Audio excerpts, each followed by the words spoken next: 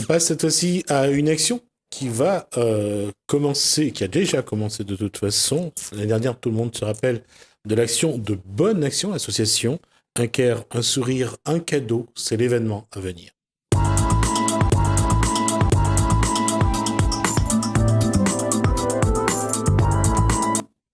Il aurait pu s'appeler Dupont et Dupont. Il s'appelle Éric Marcelli et Jean-François Maillot. Il y en a un qui est président, l'autre qui est vice-président.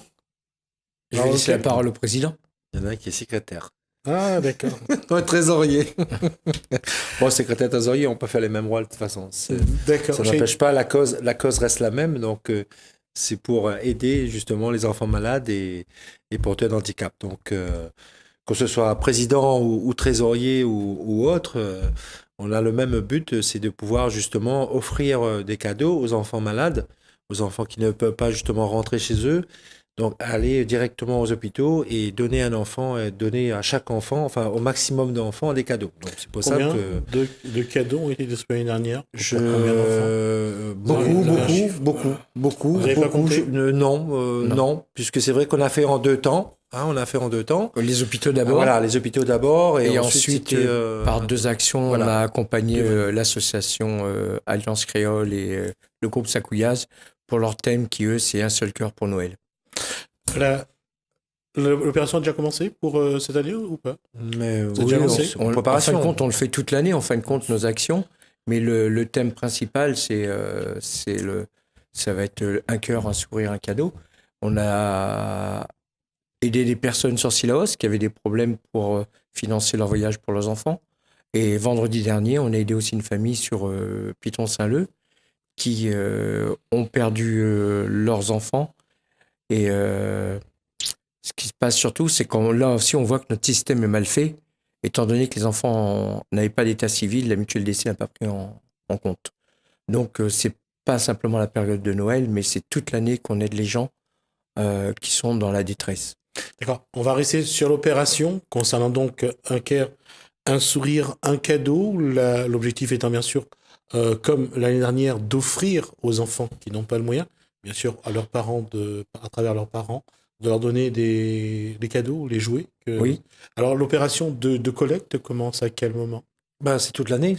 On demande aux gens qui veulent nous offrir des cadeaux neufs ou déjà utilisés. Déjà utilisés, mais en bon état de fonctionnement, d'occasion. Donc, on est preneur toute l'année. Alors, s'il y a des gens qui souhaitent vous faire parvenir des jouets de leur enfant, comment faire pour vous les faire parvenir? Ils peuvent m'appeler au 06 92 39 94 92. Et à ce moment-là, je rappelle la personne. D'accord. La page Facebook de Bonne Action fonctionne toujours ou pas? La page Facebook fonctionne toujours. D'accord. Donc là-dessus, ils peuvent vous contacter. Exact. Aussi, pareil. Tac. Et quelle va être l'action par rapport à l'année dernière? L'année dernière, il y a eu cette manifestation à Saint-Leu. Oui.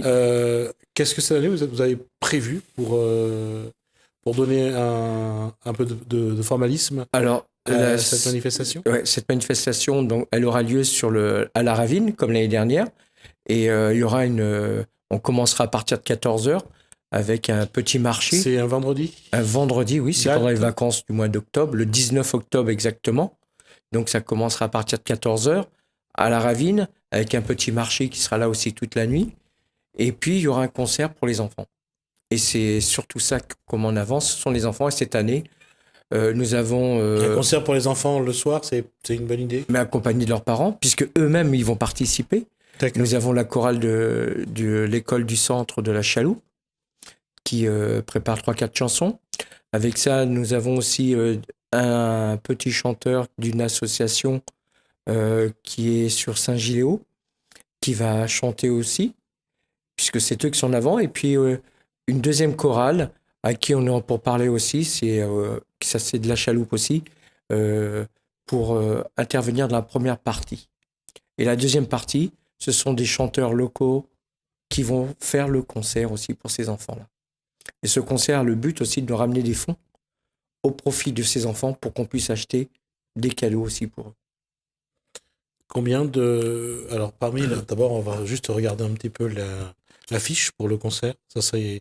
Vous avez déjà des noms pour cette... Alors, d'affiche, on a Laurent Roselli, Micheline Picot, Emmanuel Ivara. Nous avons Martin, Guy Noël et son groupe. Et j'en oublie quelques-uns. Donc, on aura l'occasion de toute façon d'y revenir d'ici le 19. Là, si on fait un bilan de ce qui s'est passé l'année dernière, qu'est-ce qui a bien marché, qu'est-ce qui a moins bien marché, et est-ce que le Réunionnais ou la Réunionnaise reste généreux ou généreuse? D'une façon générale, oui. C'est vrai qu'on avait fait en 2 temps, puisqu'on avait fait une partie dans le parc du 20 décembre avec l'animation toute la journée. C'est vrai qu'on était obligé de déménager le soir et ramener vers la Ravine. C'est vrai qu'on avait mis aussi une entrée payante, contrairement à cette année, l'entrée est gratuite. C'est pour ça qu'en parallèle, donc on met des tickets, une tombola en place. Donc il y a toujours des tickets en vente. Donc pour les gens qui sont toujours intéressés, donc ils peuvent nous contacter à travers Facebook ou le numéro de téléphone qu'on a laissé tout à l'heure. C'est vrai que ce soir-là, il a plu aussi, il faisait pas beau, donc voilà, donc c'était notre première action, hein, et c'est vrai que cette année, bon, on a tenu à faire gratuitement, mais en parallèle, c'est vrai que l'essentiel, c'est d'avoir des fonds, justement pour pouvoir offrir des cadeaux. C'est le but de la manifestation. Donc, c'est pour cette année, donc il y aura cette tombola, donc on va essayer de vendre le maximum. Il y a quand même des lots très intéressants, donc on nous demande aux gens quand même de se tenir à l'action, puisqu'il faut penser quand même que on est tous quasiment concernés, toutes les familles concernées à un handicap dans notre famille. Donc, ça fait du bien à un moment donné de voir s'offrir un cadeau au moment des fêtes. Les artistes, l'année dernière, en tout cas, eux, ils étaient au rendez-vous. On a vu par exemple Ségaël, je crois. Oui, ils étaient présents, oui. Ils étaient présents, oui. Ils sont venus en tout cas. Oui. Ils étaient au rendez-vous, ça n'a pas posé de problème. Alors, la question, justement, c'est comment faire pour que la mobilisation soit beaucoup plus... Est-ce qu'il faut une mobilisation populaire ce jour-là, là, ça sera le 19 octobre, ou ce qui est bien, en fait, c'est de voir que derrière, il y a eu quand même un élan de générosité, il y a eu des jouets qui sont parvenus à l'association.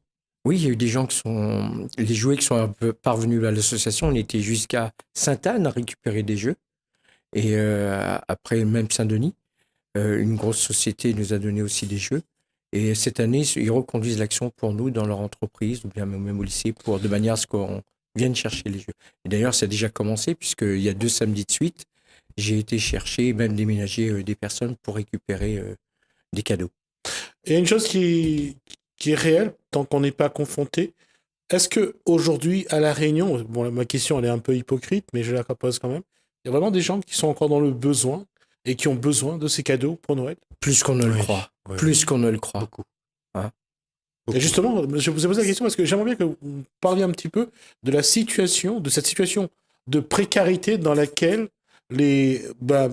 beaucoup de familles réunionnaises, parce que plus qu'on ne le croit, sont vraiment dans le besoin. Et puisque vous êtes confronté à ça, est-ce qu'on peut avoir un petit peu cette tendance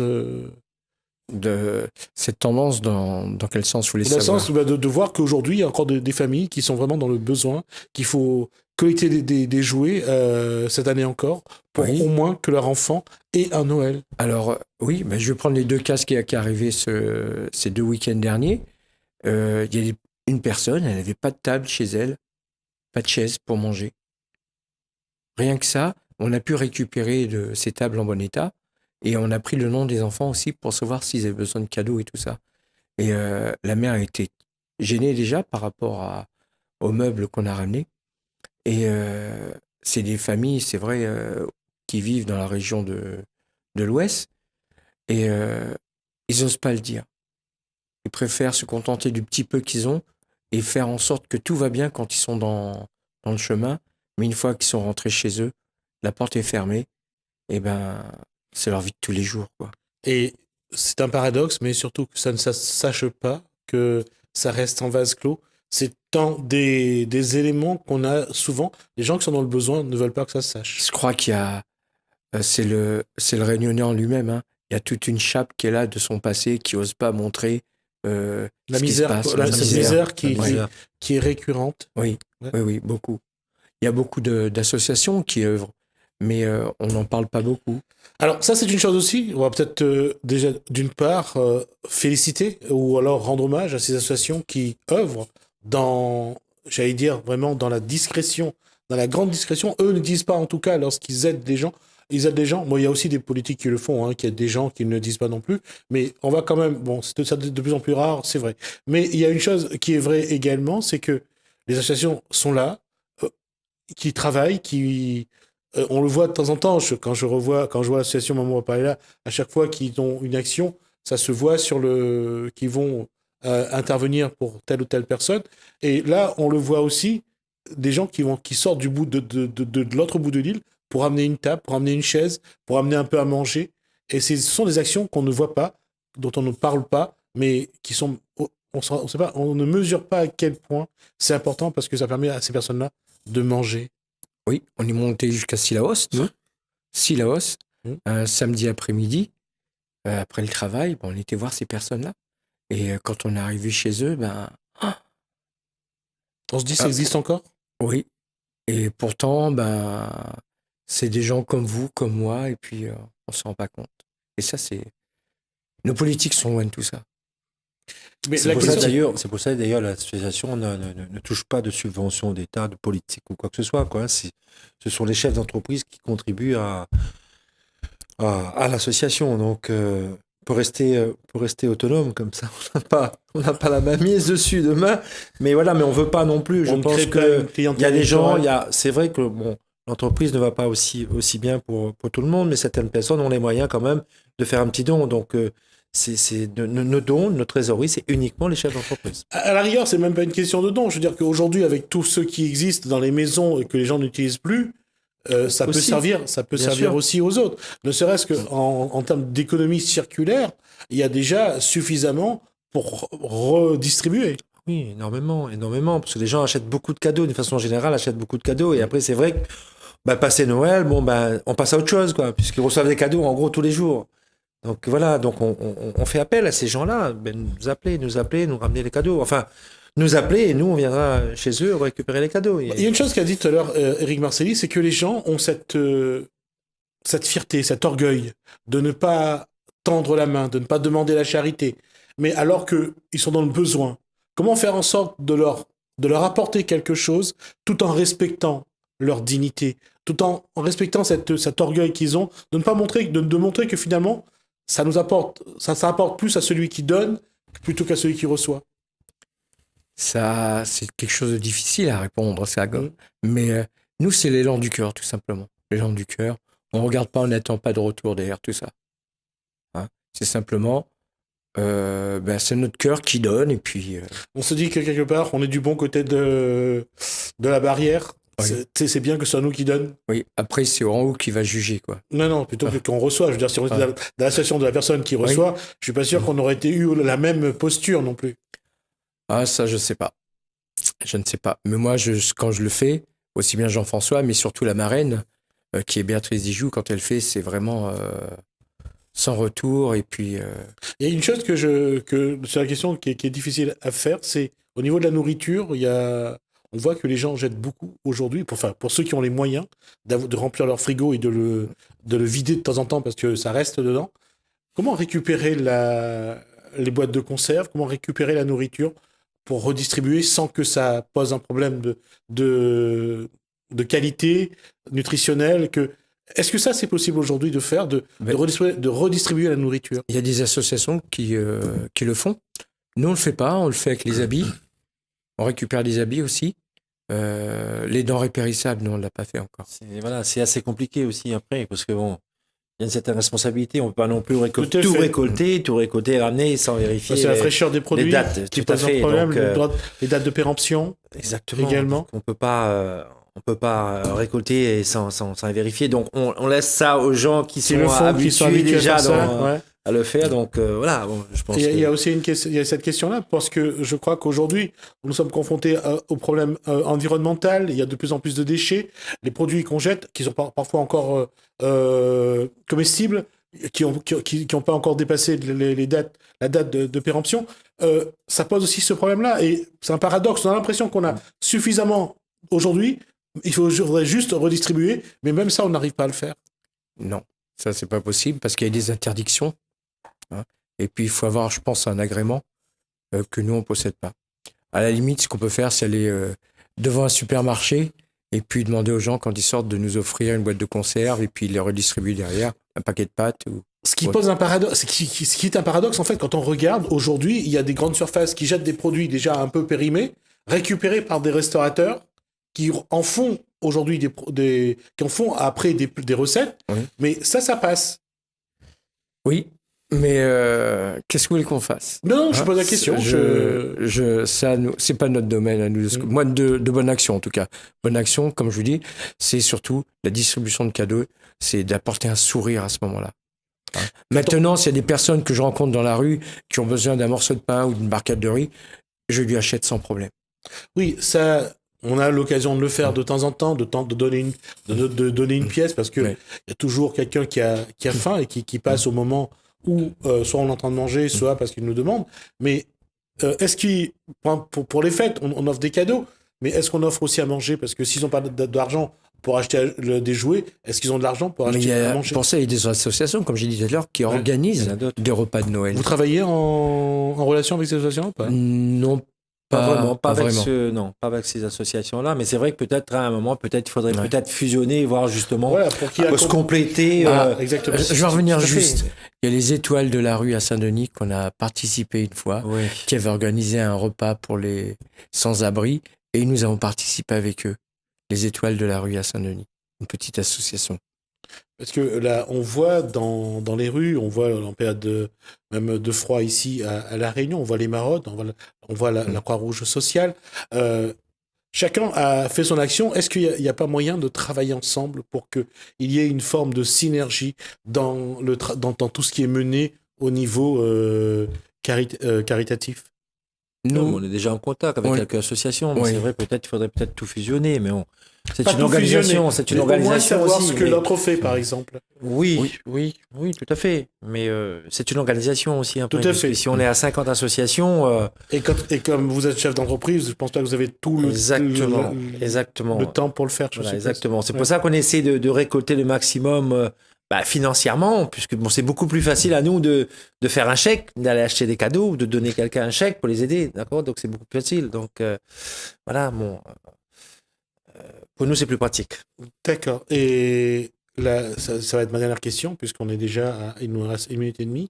Ma question, c'est aujourd'hui l'association Bonne Action, pour l'action un care, un sourire, un cadeau.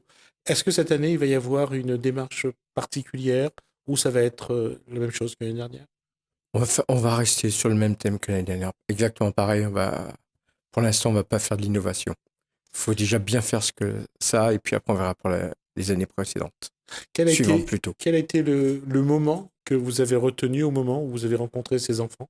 Vous l'avez offert un cadeau? C'est l'hôpital, je crois. C'est-à-dire? C'est-à-dire que j'ai pas eu le courage d'y aller. C'est la marraine Béatrice Dijoux, quand elle a rencontré les prématurés. C'est dur. Et des enfants qui sont seuls, parce que leurs parents, ils travaillent ou ils sont loin, et ils sont seuls à ce moment-là. Et ces gamins ont ressenti un bonheur arriver quand on leur a offert une peluche, quoi, tout simplement. Et les infirmières étaient très touchées. D'accord. Écoutez, on va voir cette année quels sont les autres moments que vous allez vivre à travers ce que vous allez faire, à travers un care, un sourire, un cadeau. En tout cas, l'association Bonne Action lance son projet donc pour cette année, collecter donc des jouets pour les enfants, les plus défavorisés en tout cas, et les enfants malades également, donc les enfants qui sont à l'hôpital. On suivra avec eux. C'est l'action que mène cette association jusqu'au 19 octobre, puisqu'il y aura ça. Mais je pense qu'il y aura également la suite, qu'on aura l'occasion d'en parler. Merci Éric Marcelli. Merci donc Jean-François Maillot, de l'association Bonne Action.